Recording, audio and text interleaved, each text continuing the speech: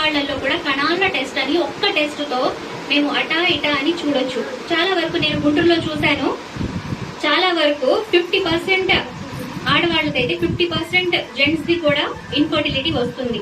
సంతానలేమి సమస్య మగవాళ్లతో కూడా వస్తుంది గుంటూరులో. అందుకని ఒక కణాల టెస్ట్ వల్ల వాళ్లలో లోపం ఉందా, కణాలు కొంచెం తక్కువ ఉన్నాయా, ఒక పర్సెంటేజ్ ఉండిద్ది, కణాలు ఇంత ఉండాలి అప్పుడే నార్మల్ ప్రెగ్నెన్సీకి ఛాన్సెస్ ఉంటాయి. అంత కణాలు లేకపోతే ప్రెగ్నెన్సీ వచ్చే ఛాన్సెస్ లేవు. నార్మల్ గా కలుసుకున్న వాళ్ళు పర్సెంటేజ్ ఉండిద్ది, 20 మిలియన్ ఉండాలి అని ఉండిద్ది. అంత లేకపోతే వాళ్ళకి ప్రెగ్నెన్సీ వచ్చే ఛాన్సెస్ చాలా తక్కువ అయిపోతాయి. అండ్ స్పీడ్ ఉండిద్ది, కణాలు ఎక్కువ ఉన్న కణాల స్పీడ్ ఉంటుంది.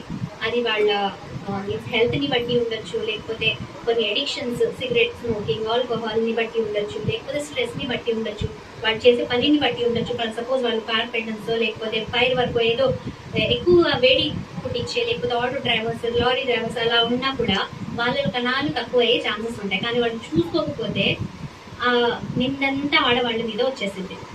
కానీ ఇప్పుడున్న సైన్స్ కి ఫర్ సపోజ్ కొంచెం ఇన్ఫర్టిలిటీ ఉన్న ఆడవాళ్ళలో అయినా మగవాళ్ళలో అయినా ట్రీట్మెంట్ అనేది ఉంది. సంతానలేమి పరీక్ష, సంతాన పరీక్షలు చేయించుకొని